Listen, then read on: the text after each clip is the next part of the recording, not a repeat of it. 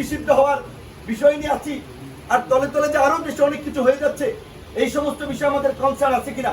IB সাজগুজ করে আপনার এই গ্রেপ্তারের জন্য বেরিয়ে আসছেন নারায়ণগঞ্জে। আইবি ব্যক্তিগতভাবে ভালো মন্দ আমি সেই বিষয়ে যাচ্ছি না। সবচেয়ে বড় কথা, তিনি তো আওয়ামী লীগের পারপাস সার্ভ করেছেন গত 16 বছর। আইবিকে যখন গ্রেপ্তার করতে গিয়েছে, আপনারা নাটক লক্ষ্য করেছেন, নাটকের আপনার চিত্রায়ন দেখেছেন, সুন্দর অ্যাক্টিং। পুলিশ গ্রেপ্তার করতে গেছে, পুলিশ খোঁজ গল্প করছে, চা খাচ্ছে, কফি খাচ্ছে। আইবি সাজগুজ করে আপনার এই গ্রেপ্তারের জন্য বেরিয়ে আসছেন এবং এরই মধ্যে জনগণকে সংগঠিত হয়ে তার বাসার সামনে নারায়ণগঞ্জে মিছিল মিটিং করার সুযোগ নিয়েছেন। আর প্রশাসন নীরব দর্শকের ভূমিকায় ছিল। এগুলো কেন হয়েছে জানেন? এই সহজ সমীকরণ আপনাদেরকে মিলাতে হবে। এই আইবি সাবের হোসেন চৌধুরীদেরকে দিয়েই এই সরকারের কিছু কিছু উপদেষ্টারা রিফাইন আওয়ামী লীগ করার স্বপ্ন দেখছে। তাই আমরা বলছি উপদেষ্টাদেরকে, আপনারা এই সমস্ত নাটক করতে গেলে আপনাদের অস্তিত্ব কিন্তু থাকবে না। আইবিকে গ্রেপ্তারে কেন তাকে গ্রেপ্তার করতে গিয়ে এই নাটক করা হলো? কেন আইবির সমর্থকদেরকে এই মিছিল মিটিং করে এই পরিবেশ তৈরি করতে দেওয়া হলো? মানে দেখানো হয়েছে যে আইবি ইজ ভেরি পপুলার, তাই আইবিকে দিয়ে আমরা আওয়ামী লীগ রিফাইন করবো, আওয়ামী লীগকে নির্বাচনে নেব। সাবের হোসেন চৌধুরীর বিদেশি কানেকশন, তিনি ইন্টার পার্লামেন্টারি ইউনিয়নের নেতা ছিলেন, এই কারণে তাদেরকে মুক্তি দেওয়া হয়েছে।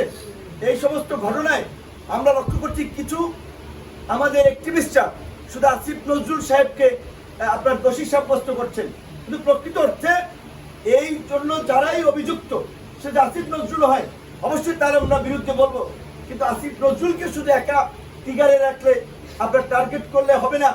প্রকৃত অর্থে যারা এই আওয়ামী পুনর্বাসনে জড়িত, গণহত্যাকারীদের রক্ষায় জড়িত, এই আওয়ামী লীগের দোসরদের ব্যবসা বাণিজ্য এখনো টিকিয়ে রেখেছে, কোন কোন উপদেষ্টা আমাদেরকে খুঁজে বের করতে হবে, তাদের বিরুদ্ধে আমাদেরকে নামতে হবে।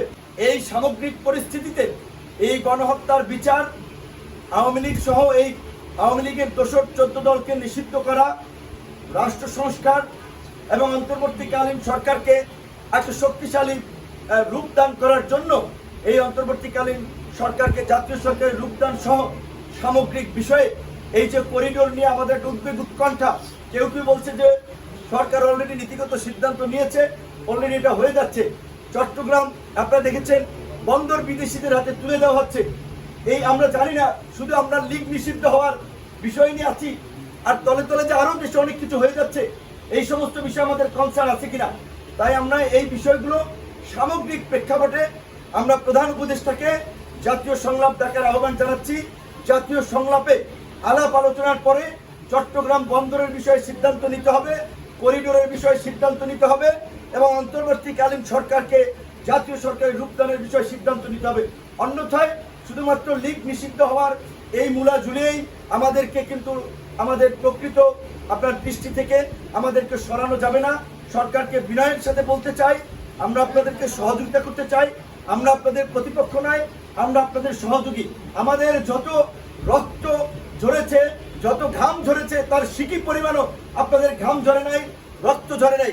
আমরা যে কয়দিন রাজপথে রক্তাক্ত হয়েছি, ছাত্রলীগ, যুবলীগ, আওয়ামী লীগের পান্ডা লীগের হামলার শিকার হয়েছি, ওই কয়দিন আপনারা রাজপথেও দাঁড়ান নাই, আওয়ামী লীগের বিরুদ্ধে বক্তব্য দেন নাই।